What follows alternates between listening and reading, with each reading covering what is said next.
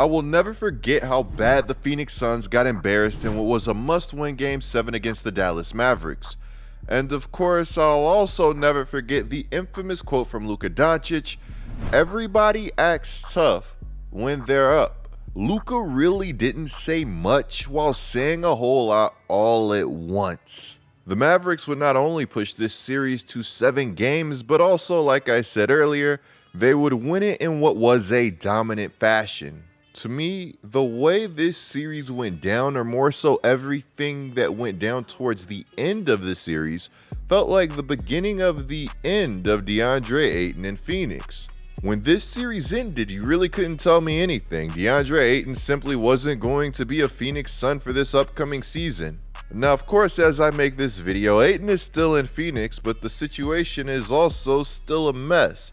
Now, before I continue on with the DeAndre Ayton situation, can we just talk about for a second how messed up the whole Robert Sarver situation was? This guy used slurs, he was misogynistic, and overall, he really just was not a great person. I couldn't be happier that he's selling the team.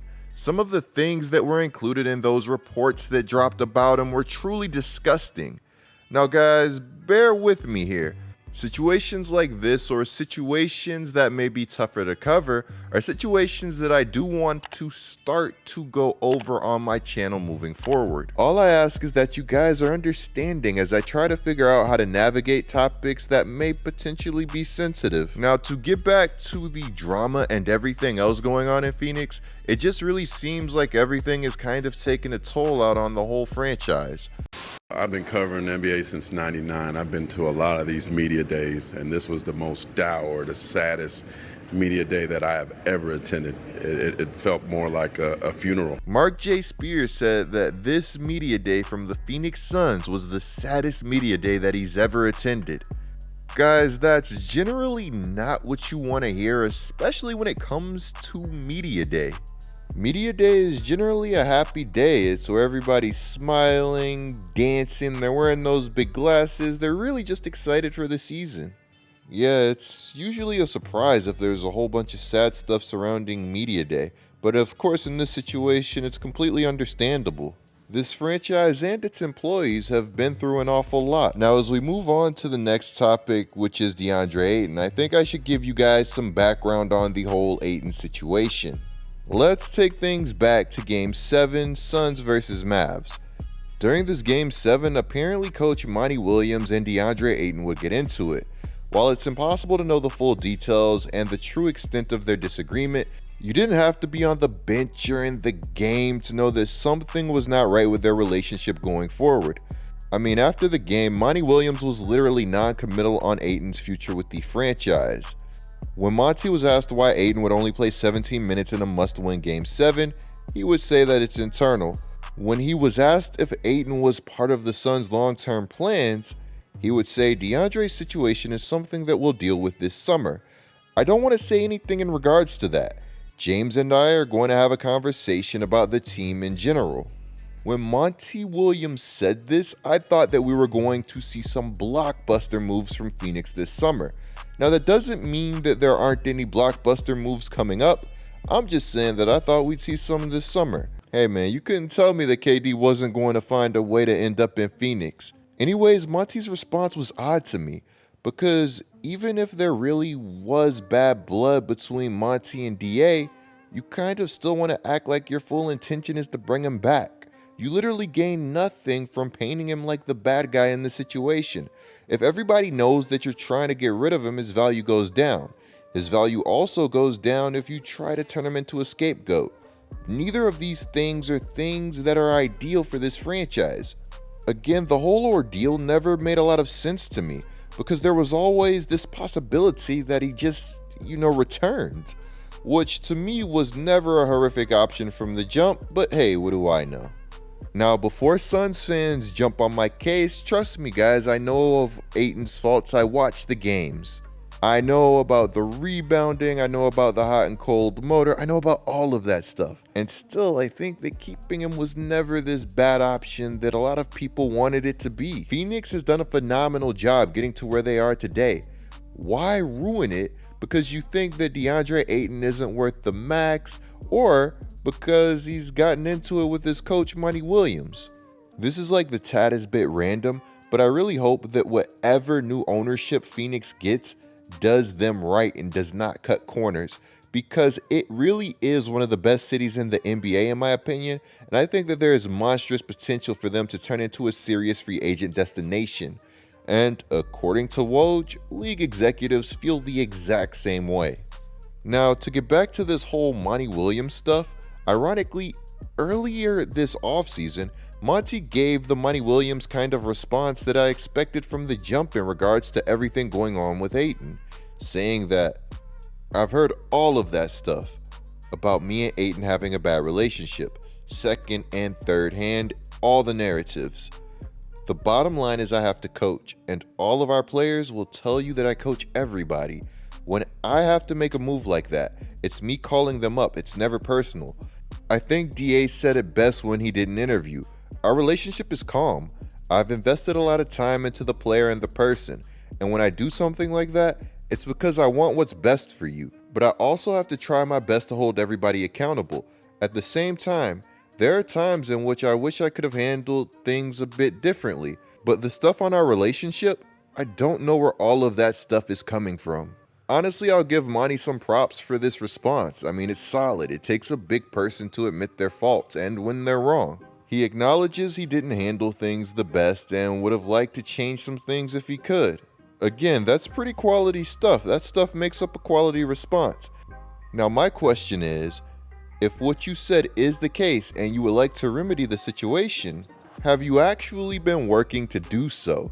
You know, you don't have to do anything wild, maybe just a phone call or contacting DA throughout the offseason, maybe letting him know that you felt like you should have handled things a bit differently. I don't know, maybe something like that goes a long way. Well, check this out. According to DeAndre Ayton, the two haven't talked at all since the final game of the Suns season. How have you and Monty kind of been able to move on? I haven't spoken to Monty. You haven't No, spoken? I haven't spoken to him at all. Ever since the game. So not even. Monty would get wind of this quote, and this would be his response. Talked to a bunch of our guys. As I said earlier this summer, like they needed a break from me, the gym. Unless you were in the gym like every day, I've had interactions with everybody, but talking to guys about deep stuff, there's a number of guys I haven't talked to. I think when you've been around a group as much as we have the last 3 years, with the first year, the bubble, condensed seasons, I felt like guys needed a break. Even when guys were in the gym, I wouldn't come downstairs just because I wanted them to get a break from me. I think so much has been made of the Game 7 deal, and rightfully so. But we addressed that last night as a team. Do you think that you and him need to have a one-on-one? Because that's what it sounded like. Like he. I think there are times for that, but not in a way that is unprofitable. I think there's one-on-ones that are always needed between guys I've been around for a while. Some players need it, some players don't. Now, guys, I really don't want to be too hard on Monty because I love the guy. I think he's a very genuine person. I followed him very closely when he was the coach of the Pelicans, and every time I heard somebody talk about him, they'd usually say nothing but positive things. So with that in mind, it's just really hard to assume that Monty won't try his best to make things better. But at the same time, what I'm hearing right now reeks of a bad relationship. This isn't me saying it's beyond repairing or anything like that. After all, Ayton is inked to a deal that I could only dream of. As we all know, this offseason, Ayton signed a 4-year, $133 million extension. That gives the Suns more than enough time to attempt to mend any potential problems that may exist. And Suns fans, don't hate me for saying this, but I do think there are some problems. If you don't believe me, just check out the rest of this interview. You hoping that changes really eventually soon? I'm here. You happy to be here? Yeah, I'm alright. When I'm in between those lines now, it just works. You know I'm not playing for myself. You know, I have an organization across my chest, and the name on my back I have to represent. I'm just here to work, man. If you could talk to Monty, what would you want to talk to him about? What would you want to tell him? Huh? If you could talk to Monty, what would you want to talk to him about? What would you want to tell him? I can show him better than I can tell him.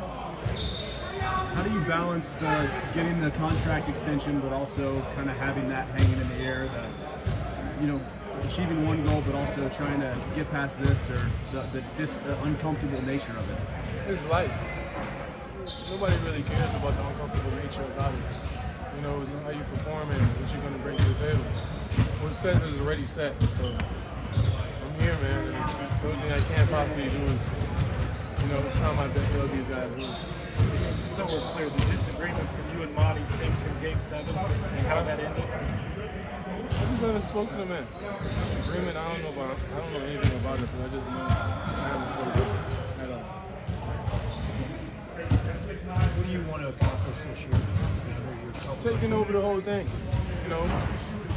I know how dominant I am. And I've been showing that since I've, re-signed back here. And, I'm going to stand on that and stay, keep my play style like that. Just taking care of everything, and not just being this role player. There's a chance that everything going on with the franchise is weighing on him, and there's also a chance that this is somebody who thought that they'd be playing basketball this season for the Indiana Pacers or something like that. After all, they did extend him an offer that Phoenix swiftly matched. In my opinion, there's just no way after everything that went down that he thought he'd be playing another season in Phoenix, which again sounds dumb to say because Phoenix quite literally held all of his rights going into free agency, but I'm sure you guys get my point. This is a former #1 overall pick. You drafted this guy over Luka Doncic. I would be a terrible GM because he could be the worst player in the association, but if I draft you over Luka Doncic, I'm rocking with you no matter what. Jokes aside, without CP3, he averaged 19.5 points and 9.5 rebounds on 67% from the field in 15 games. It's a small sample size, I know, but I still think that it's incredibly clear that he's a valuable player whose true potential has not been tapped into yet. Guys, I really feel bad for Phoenix, and I hope they end up figuring out this whole thing and that they get the owner that this city deserves. Again, last season this team was a 1 seed. They broke a franchise record for wins. Now they're worried about a bunch of things that they really shouldn't have to be.